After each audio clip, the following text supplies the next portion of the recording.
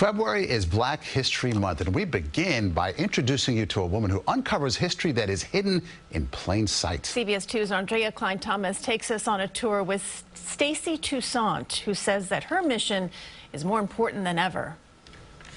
Brooklyn Bridge Park in Dumbo, with its scenic views of the Manhattan skyline, was once the home of one of the first free black communities in New York City. Before slavery ended in 1827, there was a group of African Americans that established this community and did things like establish churches, schools, benevolence, cooperatives where they could pool their resources in order to help each other. The story shared on this marker is so easy for visitors to miss. That's why Stacy Toussaint created Inside Out Tours 12 years ago. So we're just going to get a 360 of the area and then up-close shots. Adding virtual tours to her offerings with the help of her fiancé Derek Murdoch during the pandemic to ensure these untold stories won't just be passed by.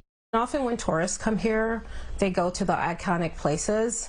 And as a result, there are many neighborhoods that don't get featured and many stories that don't get told. A native New Yorker and daughter of Haitian immigrants, Toussaint spent years as a lawyer in commercial litigation and securities while teaching history to college students before starting her company. So even when we're telling iconic New York stories, we're talking about the perspective of different groups that are usually left out of the story. The bravery of 15,000 people remembered at the African burial ground in Lower Manhattan, to the advocacy at Plymouth Church in Brooklyn Heights, a vital stop on the Underground Railroad. It was called the Grand Central Station on the Underground Railroad.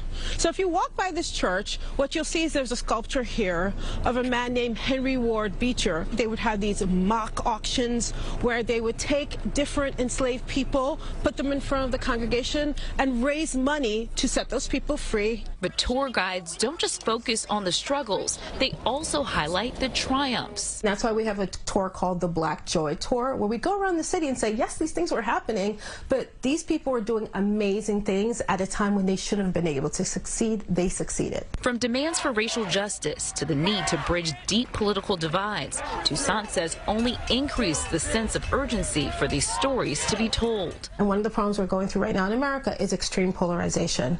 But that if you have intercultural understanding, that's a way to fight against that. Rafael Hernandez was actually a composer, early 20th century composer. He was a black Puerto Rican. What may seem like one of many tour companies is really a mission to amplify the voices of the marginalized, past and present. There's so much in New York that's hidden in plain sight if you know where to look. Telling the stories, often left out of the history books. Andrea Klein-Thomas, CBS 2 News. Toussaint wants to create a nonprofit that can help advocate for more key locations to have a historical marker, and she's hoping to work with schools to teach students about this history.